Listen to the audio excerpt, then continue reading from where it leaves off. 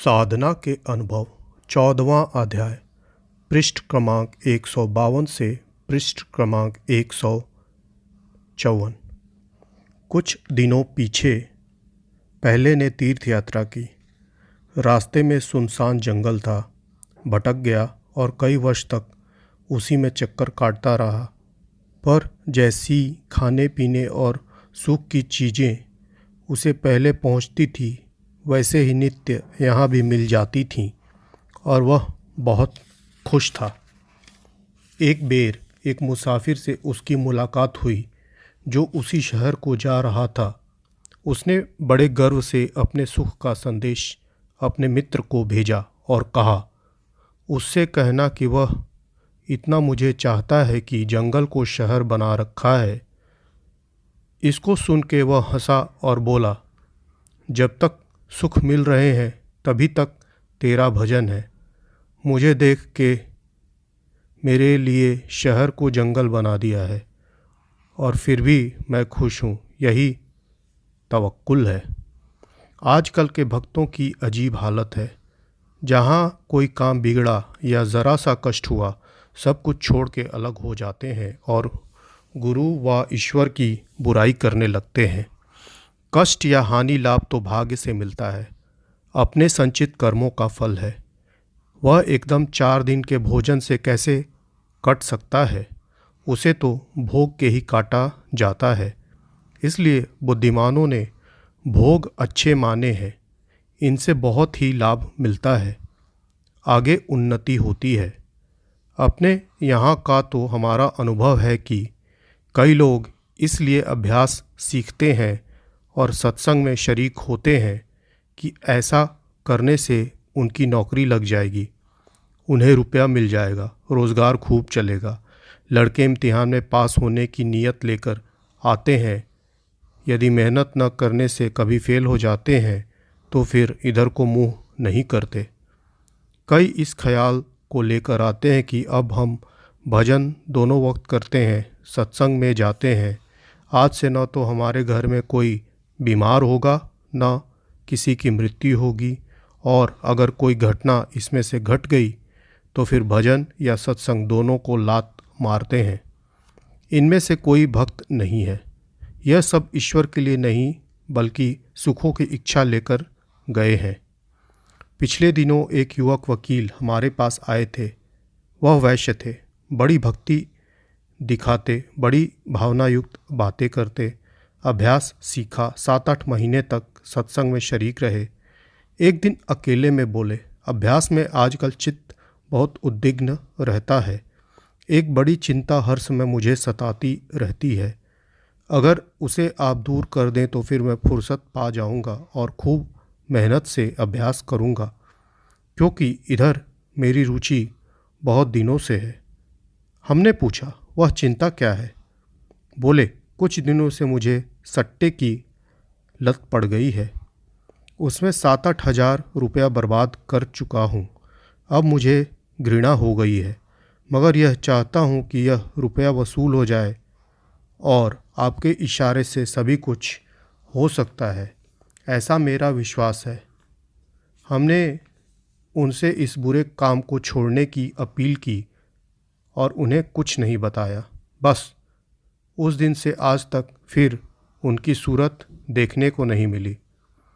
सुना है कि वह सत्संग ही नहीं छोड़ गए, बल्कि जहाँ मौका मिलता है तो बहुत बुराई करते हैं। रोज़गार न चलने और आमदनी न होने से कई छोड़ गए। ईश्वर पर भी वह संदेह न दृष्टि डालने लगे।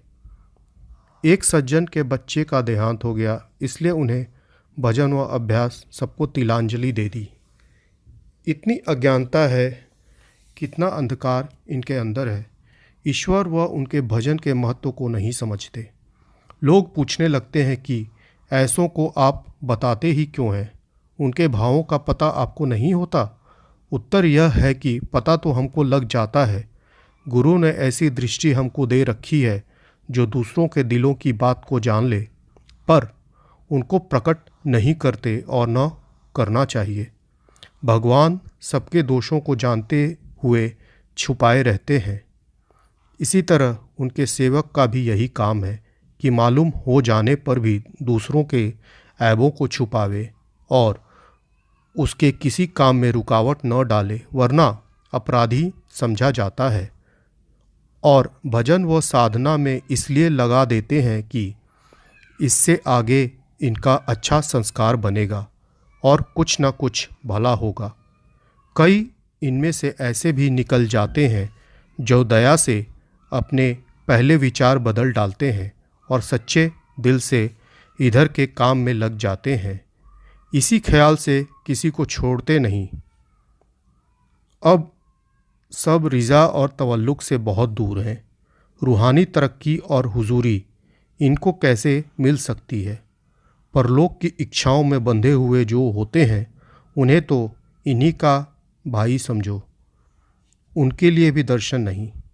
जहाँ अपने लिए कोई इच्छा नहीं, पूर्ण निष्कामता और समर्पण है, वह वहीं पहुँचेंगे और उन्हीं के लिए सब कुछ है। तुम्हें भी यदि उस स्थान पर पहुँचने की चाहन है तो लोक और परलोक के दोनों स्वार्थ उठा के अलग रख दो, उनकी शरण में चले जाओ और उनके ऊपर ही अपने को छोड़ दो। यही मुख्य साधन है। तवल्लुक दरअसल यह है कि इच्छा करके या मांग के किसी से कुछ न लेना और बिना इच्छा अकस्मात कोई वस्तु मिल जाए तो अपने प्रभु की ओर से भेजी हुई मान के इनकार न करना।